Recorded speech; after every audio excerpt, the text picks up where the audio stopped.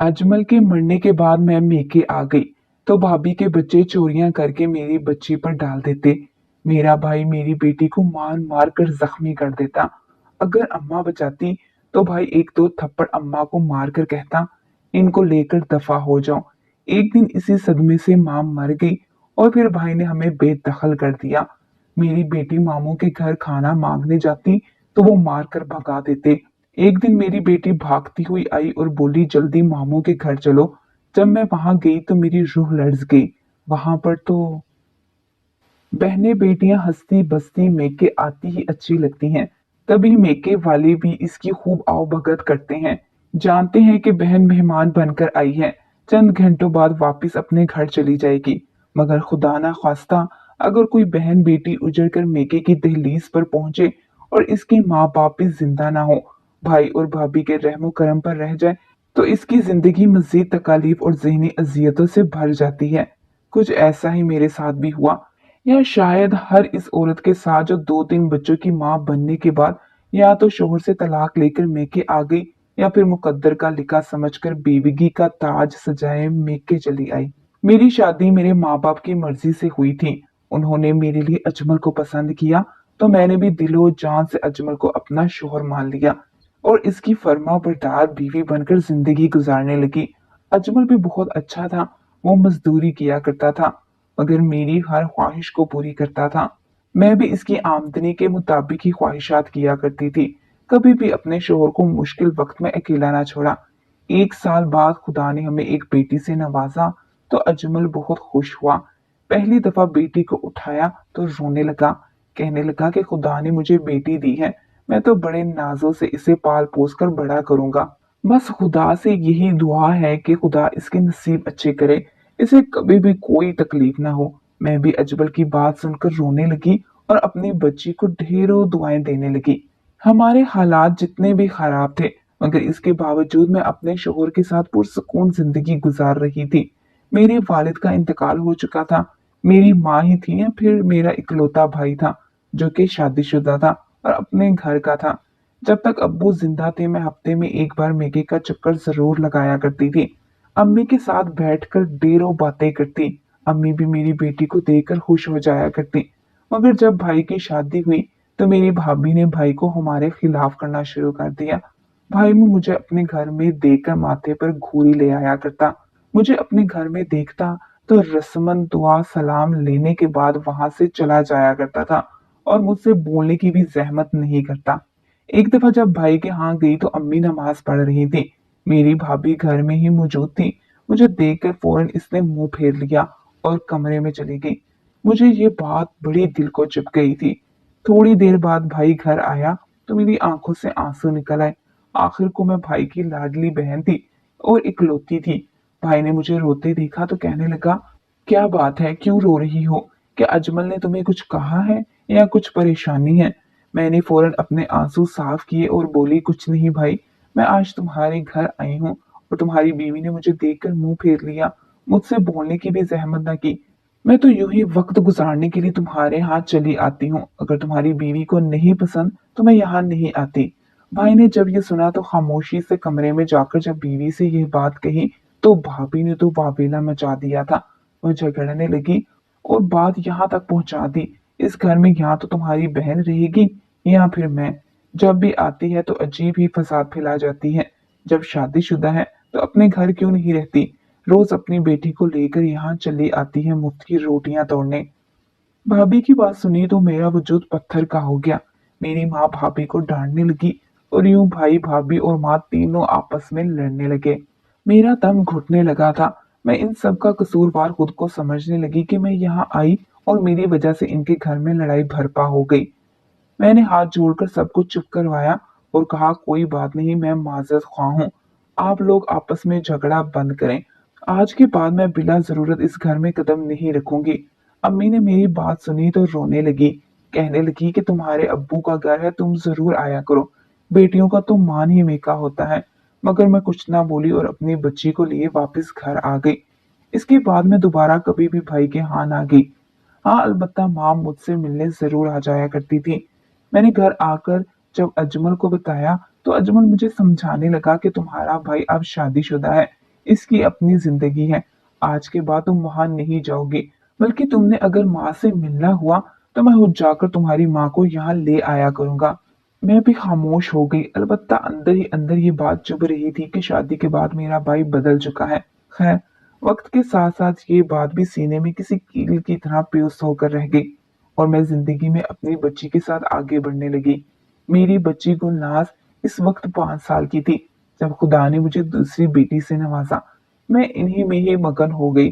बड़ी बेटी जब 10 साल की हुई तो एक रोज अजमल का फोन आया। मैंने फोन कान के साथ लगाया तो गैर शनासी आवाज गूंजी। कहने लगे कि अजमल साहब का एक्सीडेंट हो गया है, आप जल्द फलां अस्पताल में पहुंच जाएं। मैंने ये सुना तो पैरों के नीचे से जमीन निकल गई। मैंने दोनों बच्चियों को साथ लिया और रिक्शा में बैठकर अस्पताल जाने लगी। दरअसल अजमल पहले मजदूरी किया करता था और अभी कुछ अरसा पहले ही हुकूमत से कर्जा लेकर इसने एक रिक्शा लिया था। आमदनी भी बढ़ चुकी थी, मगर इसका एक्सीडेंट, मेरा तो दिल होल गया था। अजमल का एक्सीडेंट बहुत बुरी तरीके से हुआ था। इसकी पसलियां टूट चुकी थीं। मैं जब अस्पताल पहुंची तो वो उखड़कर सांस ले रहा था। जब भी सांस लेता तो मुंह से खून फुआरी की मानिंद बाहर गिर रहा था। मैंने ये मंजर देखा तो चीख कर रोने लगी।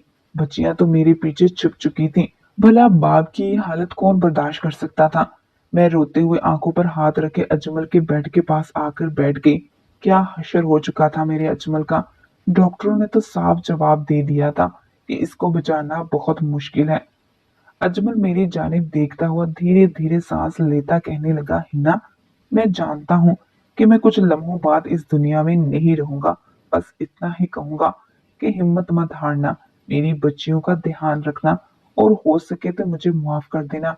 मैं तुझे इस दुनिया में अकेला छोड़कर नहीं जाना चाहता था, मगर फकत इतना ही बोल सका था अजमल और इसकी जुबान इसका साथ छोड़ चुकी थी। मैंने सर उठाकर जब अजमल को देखा तो वो बिल्कुल साकित हो चुका था। इसकी रूह परवास कर चुकी थी। मैं नहीं जानती इसके बाद क्या हुआ। मेरी बच्चियां कितनी बुलंद आवाज में चीख कर रोईं, बाप की वजूद को हिलाने लगी, मगर मैं वहीं होश खो बैठी और फर्श पर गिर गई। जब होश आया तो अस्पताल में मौजूद थी। मेरा शोहर एक एम्बुलेंस में डाल दिया गया था, जबकि मेरी बच्चियां कभी मेरी जानिब दौड़कर आती तो कभी एम्बुलेंस की जानिब अपने बाप का वजूद देखती। मेरा शोहर मर चुका था और इस वक्त अस्पताल में कोई अजीज भी मौजूद ना था। सिर्फ डॉक्टर और नर्सिस थी जो मुझे हौसला दे रही थी। मैंने बड़ी मुश्किल से खुद को संभाला और बच्चियों समेत शोहर की लाश लिए घर पहुंची।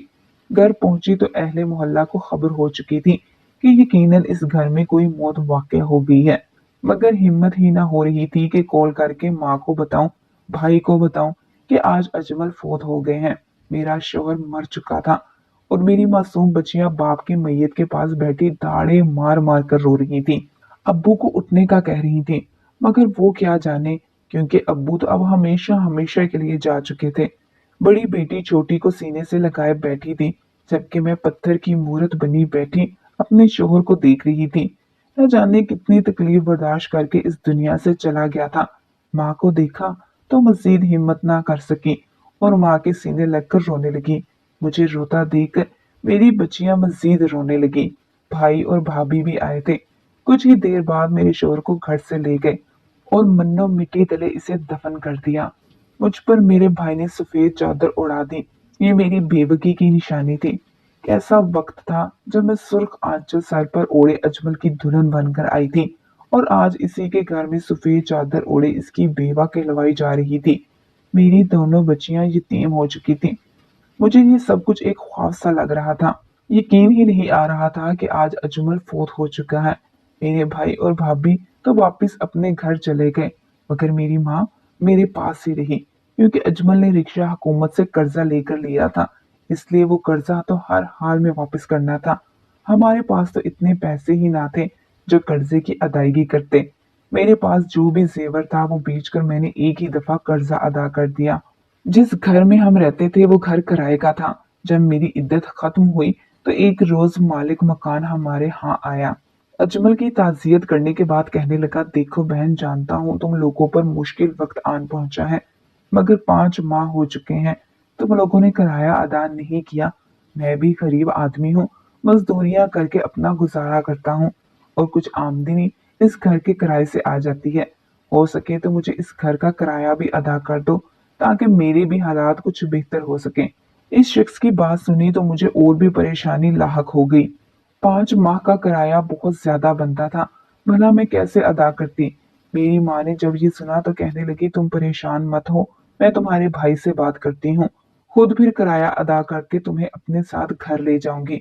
मैं खामोश हो गई कि ये कैसा वक्त आन पहुंचा था। मेरी माँ गई तो मुझे उम्मीद थी कि भाई पैसे दे देंगे, मगर जब माँ वापस आई तो थोड़ी परेशान सी लग रही थी। मैंने इन्हें देखकर कहा कि क्या हुआ माँ, भाई ने पैसे दे दिए? माँ कहने लगी, हाँ, मैं ले आई हूँ रकम, तुम्हारे भाई ने पैसे दे दिए, इनके पास नोटों की गत्ती थी। कुछ देर बाद मालिक मकान आया तो मेरी माँ ने इसे वो पैसे दे दिए। जब वो पलटी तो मेरा ध्यान भी साख्ता इनके कानों में मौजूद बालियों पर गया। इनके कानों में बालियां मौजूद ही ना थी। ये बालियां इनकी खानदानी बालियां थी, जो कि मेरी दादी ने इन्हें दी थी। मैंने अम्मी से इन बालियों के बारे में पूछा तो वो नजरें चुरा गईं, जिसका साफ मतलब था कि उन्होंने वो बालियां बेचकर किराया अदा किया है। मैं रोने लगी, जानती थी कि भाई मुझे इतने पैसे नहीं देंगे। गुज़िश्ता किराया दिया तो मालिक मकान ने घर खाली करने का कहा। मजबूर मैंने अपना सामान पैक किया और अपनी माँ के साथ अपने मेके की दहलीज पर चली आई, जो कि अब मेका नहीं रहा बल्कि मेरे भाई का घर हो चुका था। मैं अपना और अपनी बच्चियों का हाथ थामे घर में दाखिल हुई तो मेरे भाई और भाभी मुझे देखकर चौंक गए। मेरे भाई के भी 2 ही बच्चे थे, जो कि इंतहाई शरारती और बदलिहाज से थे। मुझे सामान के साथ देखकर भाभी फौरन बोल उठी, क्या आज के बाद हिना यही रहेगी? मेरी माँ ने फौरन गला खंकार कर कहा, भला इसका हमारे अलावा है ही कौन, आज के बाद ये हमारे यहाँ ही रहेगी। भाभी तो फौरन बुड़बुड़ाती हुई अपने कमरे में चली गई। भाई भी मुंह सुजाकर अपने कमरे में जा चुका था। मेरी बच्चियां बड़ी मासूम थी और अभी तो बाप की मौत का सदमा था। वैसे ही वो काफी चुप सी थी। मैंने अपनी माँ के कमरे में मेरा तमाम तर सामान रखा और हम इसी एक कमरे तक महदूद होकर रहने लगे। मैंने बच्चियों को भी समझा रखा था कि अपनी मुमानी और मामू को तंग ना करना, ना ही अपने कजन के साथ कोई शरारत करना। मेरी बच्चियां भी समझदार थी, सारी बात समझ गई, खामोशी से बैठी रहीं। चंद रोज यूं ही गुजर गए। मैं भाई और भाभी का दिल जीतने के लिए घर के सारे काम करने लगी। जो काम में भाभी करने लगती तो मैं खुद करती, क्योंकि मैं इनका कोई एहसान नहीं लेना चाहती थी, बल्कि इसके बदले वो मुझे 3 वक्त का खाना देते थे। यही हमारे लिए बहुत था। एक रोज मैं भाभी के कमरे की सफाई करके निकली तो कुछ देर बाद भाभी ने शोर मचा दिया। कहने लगी, ड्रेसिंग टेबल पर मेरी सोने की अंगूठी पड़ी थी, वो किधर है? मैंने जब ये सुना तो चेहरा सुर्ख हो गया। मैं कहने लगी कि भाभी, मैंने तो आपकी कोई अंगूठी वहां पड़ी नहीं देखी थी।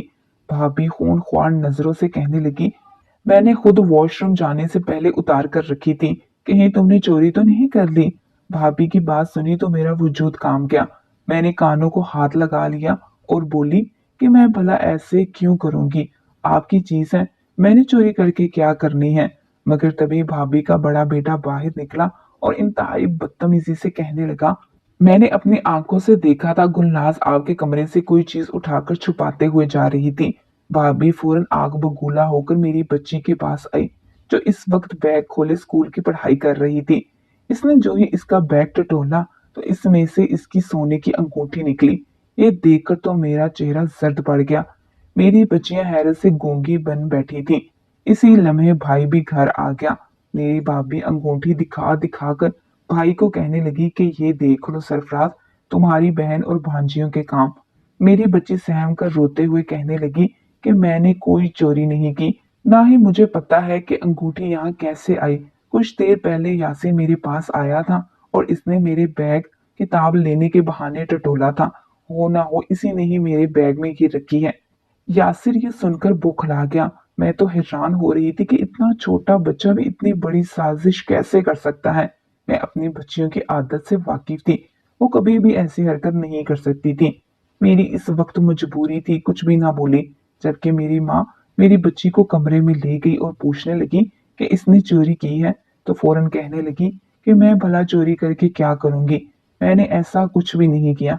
मुझे अपनी बच्ची की बात पर पूरा भरोसा था, मगर मैं वो बात दरगुजर कर गई और अपने बच्चों को फकत अपने कमरे तक ही महदूद कर दिया। वो कमरे से बाहर भी ना निकला करती थी। चंद रोज गुजरे तो मेरी भाभी ने शोर मचा दिया। कहने लगी मेरा सोने का हार नहीं मिल रहा जो मैंने फंक्शन पर पहनने के लिए निकाल कर रखा था। ज्वेलरी बॉक्स अब खाली पड़ा है। ये सुना तो मेरे होश उड़ गए। मैंने पहले ही कह दिया इसमें मेरी बच्ची का कोई कसूर नहीं हो सकता। भाभी ने ही कहीं उठाकर रख दिया हो। मगर एक बार फिर वो मेरे कमरे में आकर मेरे कमरे की तलाशी लेने लगी। आज यासिर एक बार फिर बोला कि मैंने गुलनाज को आपके कमरे के बाहर देखा था। आज स्कूल में भी इतनी चीजें खरीद कर खा रही थी जबकि घर से तो इसे सिर्फ 10 रुपए ही मिला करते हैं। मेरी बच्ची फौरन बात पलट गई और बोली मैं तो वही पैसे लेकर जाती हूँ जो मामू मुझे रोजाना के देते हैं।